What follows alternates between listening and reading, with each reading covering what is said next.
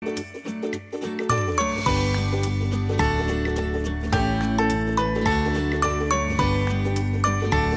viewers, welcome back to our channel Amin Tutorial. It's me Ruhul Amin, and in today's video we are going to learn about article. It is very important lesson for you. সম্মানিত দর্শক মণ্ডলী, আজকে আপনাদের সম্মুখে যে ভিডিওটি নিয়ে এসেছি সেটা হচ্ছে আর্টিকেলের উপরে। এই আর্টিকেল আমাদের প্রত্যেক ক্লাসে মানে পরীক্ষাতে আসে, মানে আপ টু গ্রাজুয়েশন অবধি বা যে কোনো এক্সামে আসে এই আর্টিকেল প্রিপোজিশন। সুতরাং আমাদেরকে এই আর্টিকেল প্রিপোজিশন এটা জানতে হবে। তো আজকে আলোচনা করব আর্টিকেলের উপরে। তো আর্টিকেল মানে একটা ভিডিওতে কমপ্লিট হবে না, এর জন্য মোটামুটি তিনটা আমি ভিডিও করব, তিনটা পার্ট করব আর্টিকেলের। তো আজকে হচ্ছে আর্টিকেলের ফার্স্ট পার্ট। তো আমি বোর্ডে লিখেছি আর্টিকেল। আর্টিকেল হচ্ছে দুই প্রকার, একটা হচ্ছে ডেফিনিট আর্টিকেল, একটা হচ্ছে ইনডেফিনিট আর্টিকেল। ডেফিনিট আর্টিকেল হচ্ছে একটাই, সেটা হচ্ছে দি বা দ্যাট। এই দি কখন দেয়া হয়, কখনো দি হয়, সেটা আমি বুঝিয়ে দেব। আর ইনডেফিনিট আর্টিকেলে হচ্ছে দুটো আছে, সেটা হচ্ছে এ এবং এন। তো আলোচনা হচ্ছে যে এই যে আর্টিকেল গুলো কোথায় বসে, এটাই হচ্ছে একটা বিষয়, জানার বিষয়। আমাদেরকে জানতে হবে আর্টিকেল কোথায় বসে। তো অ্যাকচুয়ালি আর্টিকেল বসে আমরা জানি পার্ট অফ স্পিচ হচ্ছে 8 প্রকার। 8 প্রকার পার্ট অফ স্পিচের মধ্যে যেটা noun part of speech, noun, তার আগেই কিন্তু এই আর্টিকেল গুলো বসে। তাহলে আমরা কি জানতে পারলাম যে আর্টিকেল একমাত্র বসবে নাউনের পূর্বে। তাহলে আমাদেরকে ফার্স্টলি জানতে হবে নাউন কি এবং নাউনের প্রকারভেদ, এটা আমাদেরকে জানতে হবে। তাহলে আমরা পরিষ্কার বুঝতে পারবো কোথায় এই আর্টিকেল গুলো বসছে এবং কিভাবে বসছে। তো শুরু করা যাক নাউন। নাউন বলতে আমরা কি বুঝি? নাউন, তাহলে সর্বপ্রথম আমাদেরকে জানতে হবে নাউন কি এবং নাউনের প্রকারভেদটা জানতে হবে, কেননা এই নাউনের আগেই কিন্তু এই আর্টিকেল গুলো বসে। তাহলে নাউন হচ্ছে যাকে বাংলাতে বলা হয় বিশেষ্য পদ। বিশেষ্য, নাউন মানে হচ্ছে বিশেষ্য।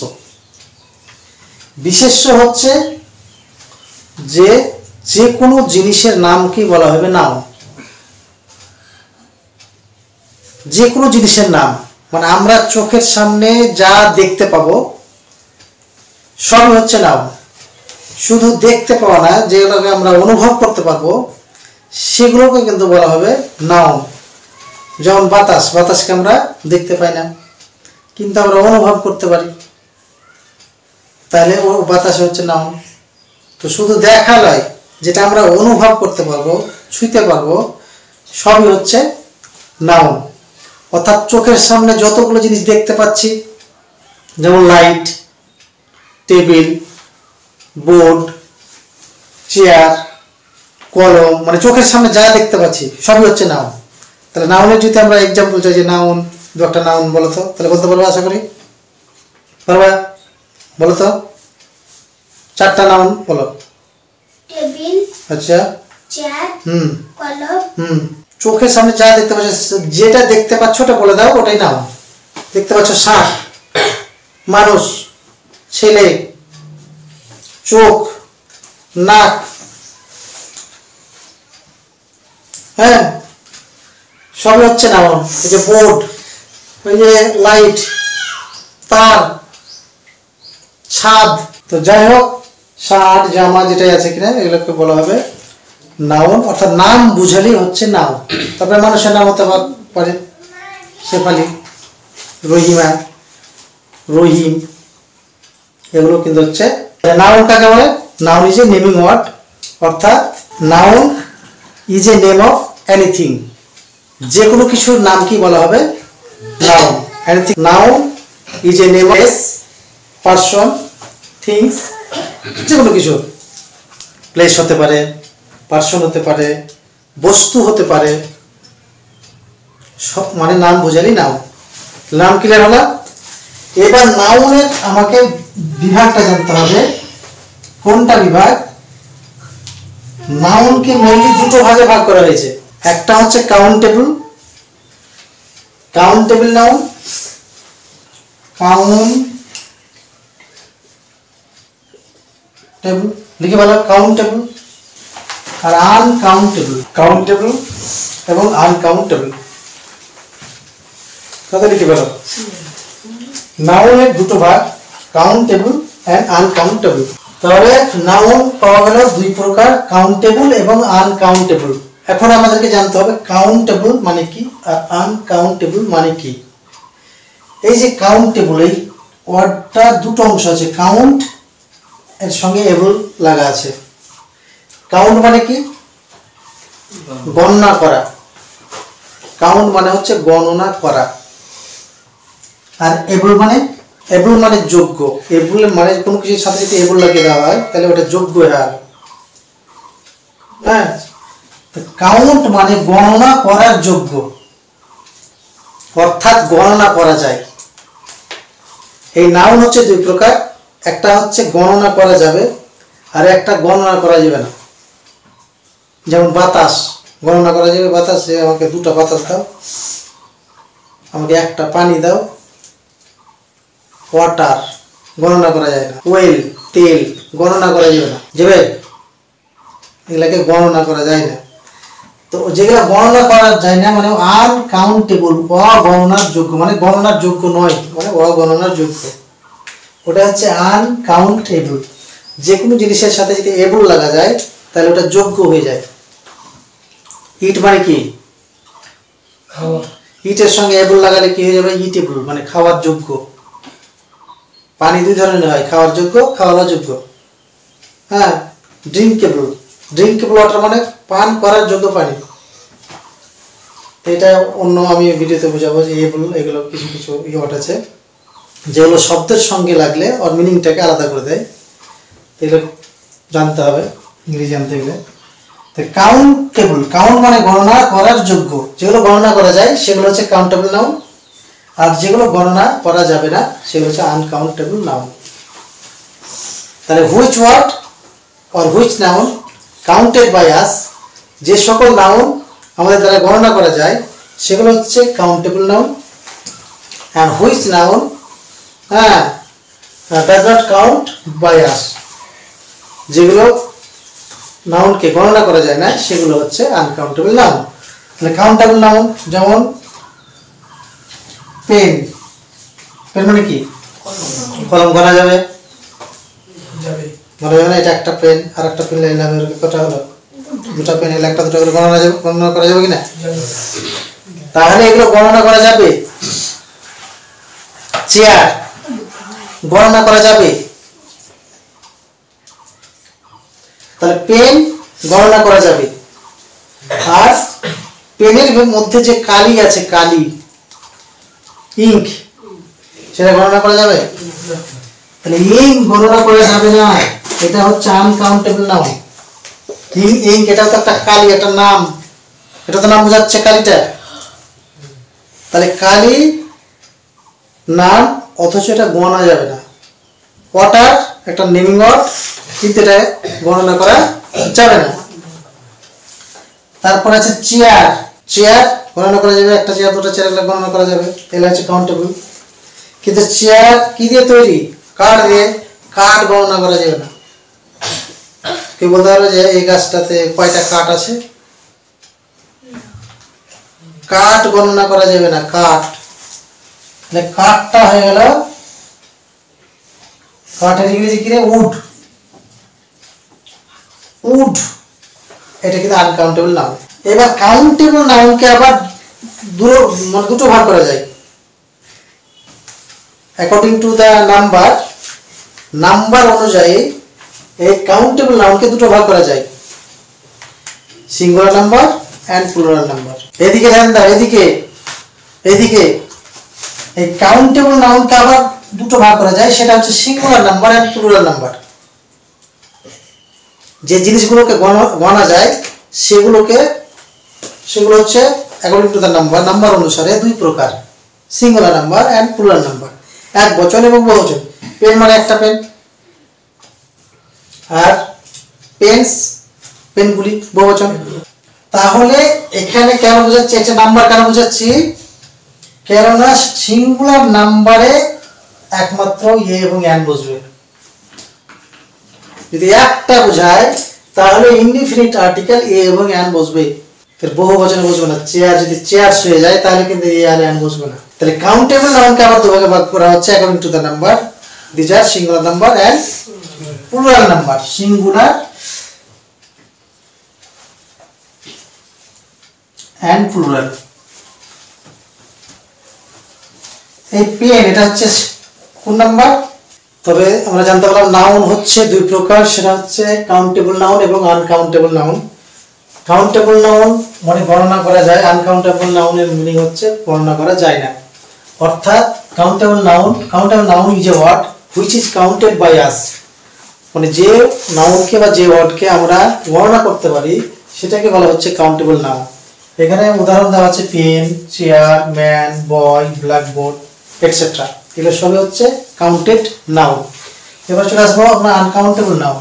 Uncountable noun is a word which is not counted by us, অর্থাৎ আনকাউন্টেবল নাউন হচ্ছে একটা শব্দ যেটাকে আমরা গণনা করতে পারি না। যেমন water, tea, oil, wood. Water জল আমরা গণনা করতে পারি না, টি চা, চা আমরা গণনা করতে পারি না, ওয়েল তেল, তেল আমরা গণনা করতে পারি না, এগুলো গণনার যোগ্য নয়। উড কাঠ, তারপর হচ্ছে ইঙ্ক মানে কালি, কলমের কালি, এয়ার বাতাস, সেন্ট, সেন্ট হচ্ছে একটা সুগন্ধ, তো গন্ধকে আমরা গণনা করতে পারি না যে গন্ধটা কয়টা গন্ধ, এরকম আমরা বলি না। তারপর লাভ, এই যে লাভ এটাও কিন্তু হচ্ছে একটা নাউন। ভালোবাসা, এরকম কেউ বলে যে আমি একটা ভালোবাসি, অনেকে বলে তুমি আমাকে কতটা ভালোবাসো, তো কোনো হিসাব দেওয়া যাবে কোনটা বলা যায় যে 5টা বা 10টা এরকম। তাহলে লাভ হচ্ছে একটা নাউন, কিন্তু এটা হচ্ছে আনকাউন্টেবল নাউন। তারপর হচ্ছে রাইস, চাল, চাল, চিনি, সরিষা, এই যে এগুলো কিন্তু আনকাউন্টেবল নাউনের মধ্যে পড়ছে। তাহলে আমরা কাউন্টেবল এবং আনকাউন্টেবল নাউন শিখে গেলাম। এবার আমরা কাউন্টেবল নাউনের ভাগ শিখব। তাহলে আমরা জানলাম কি নাউন হচ্ছে দুই প্রকার, কাউন্টেবল নাউন এবং আনকাউন্টেবল নাউন। কাউন্টেবল নাউনকে আবার দুভাগে ভাগ করা হয়েছে, সেটা হচ্ছে সিঙ্গুলার নাম্বার এবং প্লুরাল নাম্বার। এই যে সিঙ্গুলার নাম্বার, আমরা যে আর্টিকেলের দুটি ভাগ পেয়েছি, ডেফিনিট আর্টিকেল এবং ইনডিফিনিট আর্টিকেল। ইনডিফিনিট আর্টিকেলের যে এ এবং অ্যান, এটা একমাত্র বসবে কাউন্টেবল নাউনের সিঙ্গুলার নাম্বারে। একমাত্র কাউন্টেবল নাউনের সিঙ্গুলার নাম্বার হলে তবেই এ এবং অ্যান বসবে, তাছাড়া কিন্তু বসবে না, মানে একটা বোঝাতে হবে। সিঙ্গুলার নাম্বার মানে যেটা একটা বোঝায়। Singular number is a word which indicates only a person, thing or place. Singular number আমরা তাকে বলবো যেটা কেবলমাত্র একটাকে বোঝাবে, only a person, only a thing or only a place. But plural number is a word which indicates more than one persons, more than one things, more than one places. plural number আমরা তাকে বলবো যে word দ্বারা একের বেশি বস্তু হতে পারে, একের বেশি পার্সন হতে পারে এবং একের বেশি জায়গা হতে পারে। তো অনলি ফর সিঙ্গুলার নাম্বারের ক্ষেত্রে আর্টিকেলের যেটা দুটো ভাগ আছে, definite article and indefinite article, তো ইনডেফিনিট আর্টিকেলের এ এন্ড একমাত্র সিঙ্গুলার নাম্বারের পূর্বে বসবে। এই যে এখানে চেয়ার, চেয়ার হচ্ছে এক বচন অর্থাৎ সিঙ্গুলার নাম্বার। চেয়ারের সঙ্গে এস লাগালে সেটা হয়ে যায় চেয়ারস, বহু বচন, চেয়ারগুলি। টেবিল, টেবিল কি সিঙ্গুলার নাম্বার, টেবিলের সঙ্গে এস লাগিয়ে দিলে সেটা হয়ে যাবে টেবিলস এবং প্লুরাল নাম্বার। বুকের সঙ্গে এস লাগালে বুকস, বুক হচ্ছে singular number, books plural number. Pen singular number, পেনের সঙ্গে এস লাগিয়ে দিয়েছি, এটা হয়েছে প্লুরাল নাম্বার হচ্ছে কলম, কলমগুলি। বই, বইগুলি। কিন্তু এখানে দেখো ম্যান, ম্যান এটা হচ্ছে প্লুরাল নাম্বার, সিঙ্গুলার নাম্বার, কিন্তু ম্যানের প্লুরাল নাম্বার কিন্তু ম্যানস লাইক মেন, সব জায়গায় এস বসিয়ে দিলে কিন্তু বহুবচন হয় না। তাহলে ম্যান থেকে যদি মেন হয় তাহলে ওম্যান থেকে কি হবে, ওম্যান। ওম্যানের প্লুরাল নাম্বার কি হবে, ওমেন। এই যে মেন, ও মেন। মহিলা মহিলাগুলি, মানুষটা মানুষগুলি। তাহলে সিঙ্গুলার নাম্বার এবং প্লুরাল নাম্বার আমরা বুঝে গেলাম। অনলি ফর কাউন্টেবল নাউনের সিঙ্গুলার নাম্বারের ক্ষেত্রে আমরা আর্টিকেল এর ইনডিফিনিট যেটা আছে আর্টিকেল রয়েছে সেটা কিন্তু বসবে এ অ্যান্ড বসবে একমাত্র সিঙ্গুলার নাম্বারের ক্ষেত্রে। ওই জন্য আমাদের নাউন জানা দরকার, কেননা একমাত্র নাউনের আগেই এই আর্টিকেল গুলো বসে। তাহলে আমরা কি বুঝলাম? এটাকে তিনটা ভাগ করা যায়। তাহলে আমরা দেখতে পাচ্ছি যে এই যে চেয়ার টেবিল, এটা হচ্ছে সিঙ্গুলার নাম্বার, এর প্লুরাল নাম হচ্ছে চেয়ারস টেবিলস, এবং এগুলো তৈরি হচ্ছে উড দিয়ে। তারপরে উডটা হয়ে গেল কিন্তু আনকাউন্টেবল নাউন। তো কাউন্টেবল নাউনের দুটো ভাগ পেলাম, আর আনকাউন্টেবল নাউন আমরা দেখতে পাচ্ছি যেগুলো গণনা করা যায় না। তো এখানে আমরা দেখতে পেলাম যে ইনডিফিনিট আর্টিকেল কেবলমাত্র এই সিঙ্গুলার নাম্বারের ক্ষেত্রে বসছে, এ এবং এন সিঙ্গুলার নাম্বারের ক্ষেত্রে কিন্তু বসছে। কিন্তু এই যে দ্য বা দি, এটা কিন্তু সিঙ্গুলার নাম্বারে বসবে, প্লুরাল নাম্বারে বসবে, আর আনকাউন্টেবল নাউনের ক্ষেত্রেও বসবে। তিনটা ক্ষেত্রে কিন্তু এই দ্যাটা ইউজ হবে। দ্য কোথায় বসে এর জন্য আমাদেরকে বুঝতে হবে, তাহলে আমরা দ্য বসাতে পারবো। কিন্তু এ এবং এন মনে রাখতে হবে কেবলমাত্র singular number, countable noun singular নাম্বারের ক্ষেত্রে কিন্তু বসবে, তাছাড়া অন্য কোনো জায়গায় বসবে না। তাহলে এই হলো আজকে মানে কোথায় আর্টিকেলগুলো বসবে এগুলো আমরা আজকে জানলাম। এবার পরবর্তী ভিডিও আমরা শুরু করব, সেটা হচ্ছে আর্টিকেল দি বা দ্য কোথায় দিয়ে হয়, কোথায় দেওয়া হয় এবং কোথায় বসে, এটা আলোচনা করব সামনের ভিডিওতে। তো সম্মানিত শ্রোতা মণ্ডলী, আপনারা এই ভিডিওটি ভালো করে দেখবেন, তবেই কিন্তু আর্টিকেলটা ক্লিয়ারলি বুঝতে পারবেন। আমি পরবর্তী ভিডিও আর্টিকেলে চলে আসছি। এটা হচ্ছে আর্টিকেলের পার্ট 1। পার্ট 1 বোঝাতে গিয়ে আমার ওই নাম বোঝাতে হলো।